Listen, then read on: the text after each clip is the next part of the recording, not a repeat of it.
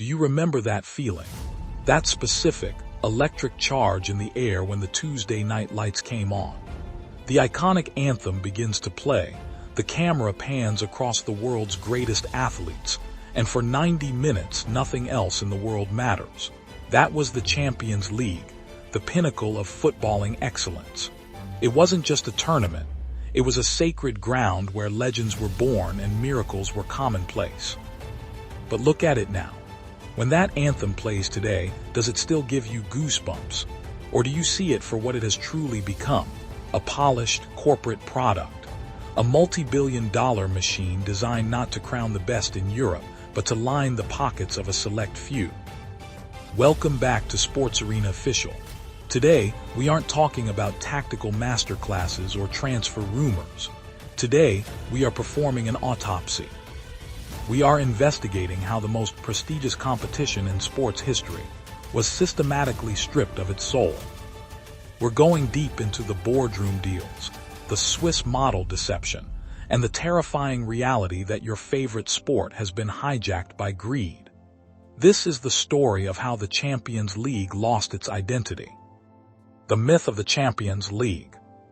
Let's start with the name itself, the Champions League. It sounds noble, doesn't it? The idea was simple, the best teams from every nation in Europe competing for the ultimate crown. But look at the modern lineup. In today's version, you can finish fourth in your domestic league, miles behind the actual winner, and still walk into the Champions League with a silver platter. Meanwhile, the actual champions of smaller, historic leagues, the teams from Croatia, Serbia, or Scotland, are forced to jump through humiliating qualifying rounds just to get a seat at the table. Why? Because UEFA doesn't care about champions. They care about market share. They would rather have the fourth-place team from London or Madrid because they bring more TV viewers than the actual champion of Prague or Athens. This isn't a meritocracy anymore. It's a closed-shop cartel. The tournament has been re-engineered to ensure that the big markets are always protected. By diluting the champion requirement, they've diluted the prestige. When a team can lose their way into the biggest tournament in the world, the meaning of the trophy changes. It's no longer about who is the best. It's about who is the most profitable to broadcast. The systematic execution of the underdog. The true magic of football has always been the Cinderella story. Think back to 2004, the year Jose Mourinho's Porto stunned the world, or the nights when Ajax's youth academy would humiliate billion-dollar squads. These were the moments that made us fall in love with the game. They proved that on any given night, heart and soul could beat a bank account. But those days are being systematically erased. UEFA has built a financial structure that acts as a fortress around the elite clubs. Through historical coefficient payments and skewed revenue distribution, the rich don't just stay rich, they become untouchable. If a small club like Monaco or Leicester City dares to disrupt the status quo, the system ensures they are punished. Their best players are immediately scouted and bought by the very elite they tried to challenge. Under the current financial model, an underdog winning the Champions League isn't just unlikely, it's mathematically prevented. The financial fair play, FFP rules, which were supposedly designed to save clubs, have actually become a ladder that the elite clubs pulled up behind them. It prevents new challengers from investing enough to compete, effectively freezing the hierarchy in place. The Champions League has become a predictable loop where the same 4 or 5 clubs, supported by state funds or American billionaires, pass the trophy around like a private heirloom. The Swiss model, the final betrayal. Now we have to talk about the Swiss model, UEFA's latest innovation. They told you it was to make the group stages more exciting. They told you it was more football for the fans. Don't believe the lie.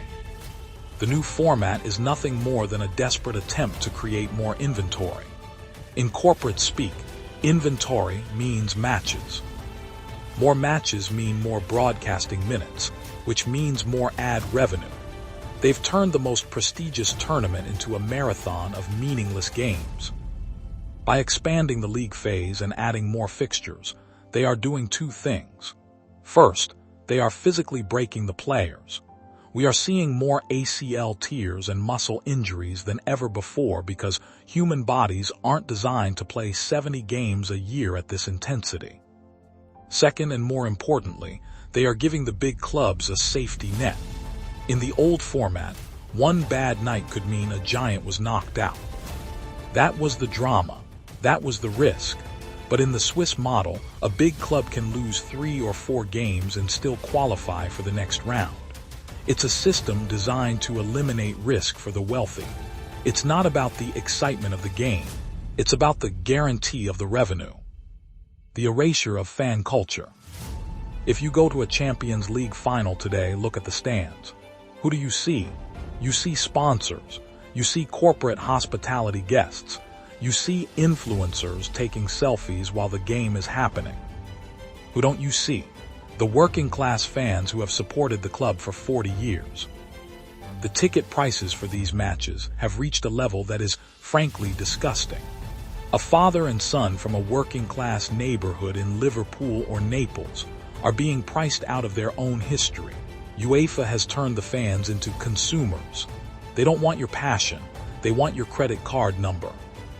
The atmosphere in these stadiums is becoming sterilized. It's theatrical. It's designed for television, not for the people in the seats. The soul of football lives in the away ends in the rainy nights and in the chants that shake the foundations of the stadium. But when you replace those fans with corporate VIPs, the soul leaves the building. The Champions League is becoming a high-end luxury brand, like a Rolex or a Ferrari, something meant to be looked at, but only touched by the 1%. The Super League shadow. We cannot talk about the decline of the Champions League without mentioning the Super League ghost. In 2021, the elite clubs tried to break away and form their own private league. The fans revolted, and the project failed. But did it really fail? Look at what UEFA has done since then. They have given the big clubs everything they wanted anyway. The new format, the increased revenue share, the protection for big brands, it's all a bribe. UEFA is so terrified of the big clubs leaving that they have surrendered the integrity of the sport just to keep them happy. The Champions League has effectively become the Super League in all but name. It is a competition that exists to serve the interests of the 12 richest clubs in the world. UEFA isn't the governing body anymore. They are the catering service for the elite. The correlation of corruption. As we've discussed on this channel before, whether it was the investigation into the 2026 World Cup or the FIFA scandals, this isn't an isolated incident. This is a pattern. Whenever there is this much money involved, the sport becomes secondary. We see refereeing decisions that always seem to favor the big brands. We see soft draws that keep the superstars in the tournament longer. Is it a coincidence? Or is it business? When the difference between qualifying for the semifinals and being knocked out is $100 million in revenue, can we really trust that the beautiful game is being played fairly? The lack of transparency in how these decisions are made is a slap in the face to every fan who spends their hard-earned money on a jersey or a subscription. We are being asked to believe in the purity of a system that is clearly rigged toward the highest bidder. The conclusion, what is left? So where does that leave us? The Champions League trophy is still beautiful, the stars still shine, but the identity is gone. What was once a celebration of European football has become a celebration of global capitalism. We are watching the slow death of a legend. Football was built on the idea that anyone could be a hero. It was built on the idea that glory had to be earned, not bought.